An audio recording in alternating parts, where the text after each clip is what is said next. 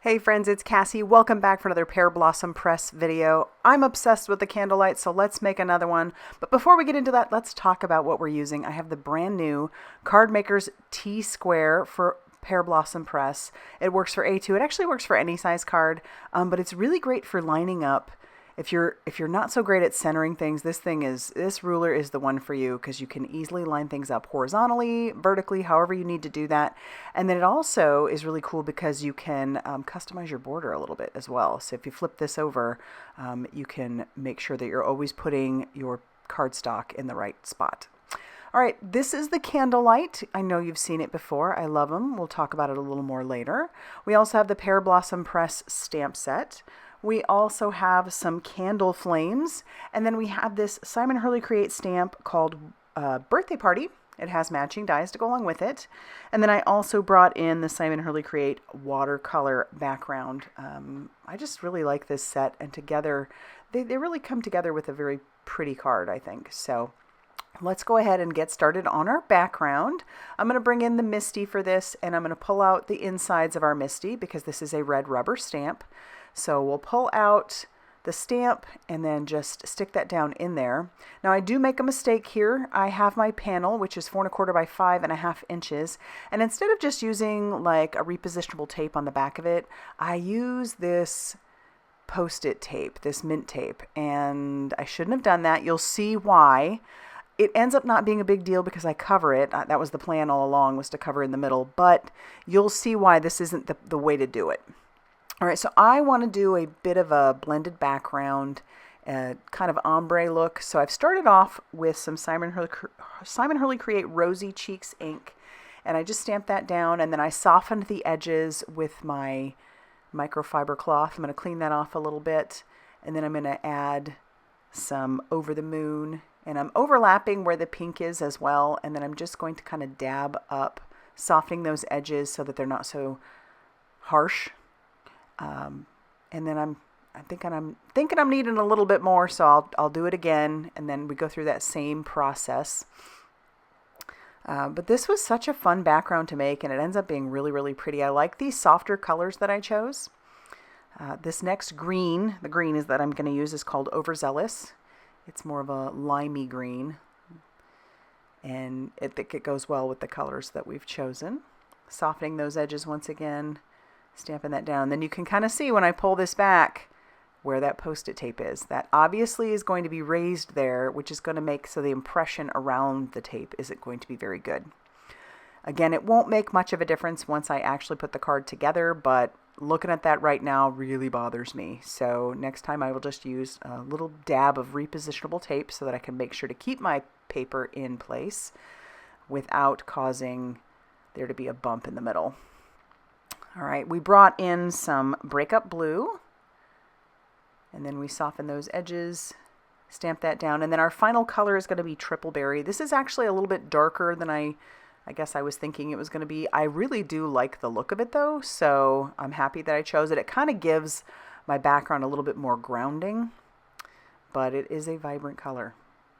I'm happy with it. I'm good with it. So this is it, and then we'll clean up our mess, and then I'm going to make another mess because I'm going to bring in my blending brushes, and I just want to accentuate where those colors are. So putting the Rosy Cheeks over the Rosy Cheeks, I'm going to bring in Over the Moon. Should have cleaned up my glass mat, but I didn't. I will learn my lesson here. And then I'll bring in a blending brush for Overzealous. I have a blending brush for each of my color families, so that way I don't have to clean them off in between. I make so many cards that this is just the way it works for me. And then I'll bring in a blue one for our Breakup blue. And that's such a light blue, but it's really, really pretty. And then our final Triple Berry at the very bottom. We're going to use that Triple Berry for some stamping later also. But I love how that kind of grounds our piece. Very pretty colors. All right, so now we're going to stamp out our cake. I'm going to use some Blackout ink by Ink on 3. Any black ink will really do. I just decided to grab that one because it was right there. And I'm going to ink that up a couple times. This is actually a 2-step stamp. It comes from that birthday party stamp set. And so this part will color the icing. So this is where I bring in that Triple Berry and I stamp the icing. Oh, and it looks so good. This is why I decided to use the Misty, because I just wanted to make sure that I stamped it correctly. There's also a little stamp for our candle, so we're going to use that one in Breakup Blue. And I do wipe off where the flame is, but in all honesty, I'm going to trim off the flame anyway, so it wouldn't have mattered. But I like how that looks. I'm happy. All right, we are going to stamp down a couple of sentiments, because the neat thing about these matching dies is they do have matching dies for the main sentiments. So I'm going to ink those up with some VersaFine Clair Nocturne ink. It's just a crisp black pigment ink. And then I'm going to tack down the matching dies with a little bit of that mint tape. And then we can run this through our die cutting machine, and we'll have all of our pieces stamped and die cut out. Then we can move on to the super fun part of making this a light up card. All right, so here's where that T ruler comes in super handy. This side is for more of a vertical card, and you can see that that lines up, and you've got your 0 right in the center, and then you've got your little pink dots that help with the centering as well. And normally I eyeball it. It doesn't always work for me. So having this T ruler is going to be wonderful. I'm just going to stick that down with some of that mint tape just to hold it in place. And then we'll pull out our candlelight. So it comes with 2, and you get your battery packs. And then you just make sure your plus sign is up, and it's good to go. And then either wait 30 seconds or blow it out. All right, just matching where that is. And then I am going to trim off the flame. So we'll just trim that off, because I don't need it. And then once again, we'll bring in that ruler and we'll just kind of tack that down. And then this is where I'm going to bring in a paper piercing tool, or in this case, I'm using the pickup stick. And I'm going to make a hole there, and I'm going to make this hole pretty big. The reason for that is you have the light, and you also have the blow, the mechanism part where you actually blow it out. So I need to make sure that there's plenty of room. As you can see, that's a pretty big hole, because I want to make sure that when I blow, it actually goes out. I'm going to show you on that candlelight where the hole is. So you've got your light on top, and then that little black dot right below, that is where you want to blow. So make sure when you're marking that, you keep that in mind. Make sure that hole is nice and big. All right, we've got our card base, just a 5.5 inch by 8.5 inch, and then just fold it in half or scored at 4 1/4. And then take a look, that's how the ruler works. It's really cool, really. You can have a 3/8 inch or a 1/2 inch.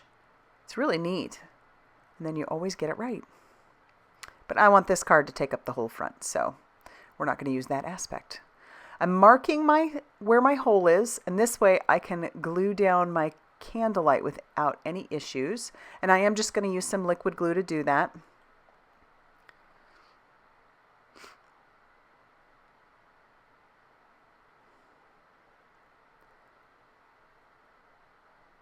Yep.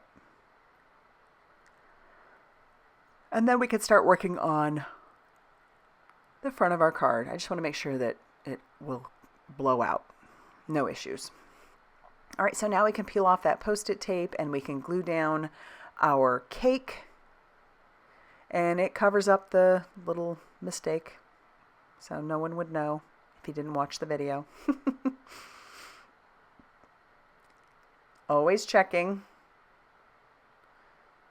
And then I'm going to bring in the candle flames. Now there are several sizes of these in there. I'm going to use the smaller one because I still need that hole to be accessible. So I've kind of pushed that hole more off to the right-hand side when I did it. I made it a little bit bigger on that right-hand side, and then I'm just gluing that candlelight down, or candle flame, and I still have the hole accessible. So we'll bring in our ruler again, and then we can center up our sentiments. So I've got the 2 sentiments. We've got Happy Birthday and Make a Wish, which is perfect for this blowout candle, right?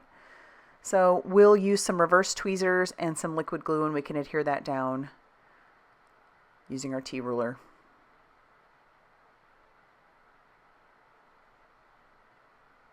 And the same thing down at the bottom. But before I do that, I want to stamp the word blow, and I also need to stamp press here because I want my recipient to know where to press, and then obviously they have to blow out the candle. So I'm going to ink that up with some more of that triple berry. I don't want it to be too dark, so I'm using triple berry. So it'll be kind of subtle there on the side, but you can still see it. And then I am going to mark where my push button is, just using that pencil once again. Just a tiny little dot. And then we'll bring in our Make-A-Wish and our ruler. And then we can just make sure that we get that down right where it needs to be, centered as well.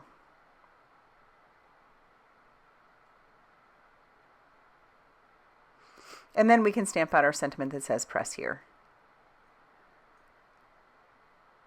So the front of the card is done. You could embellish this a little bit more if you wanted to, but I'm going to leave it as is. I really like it.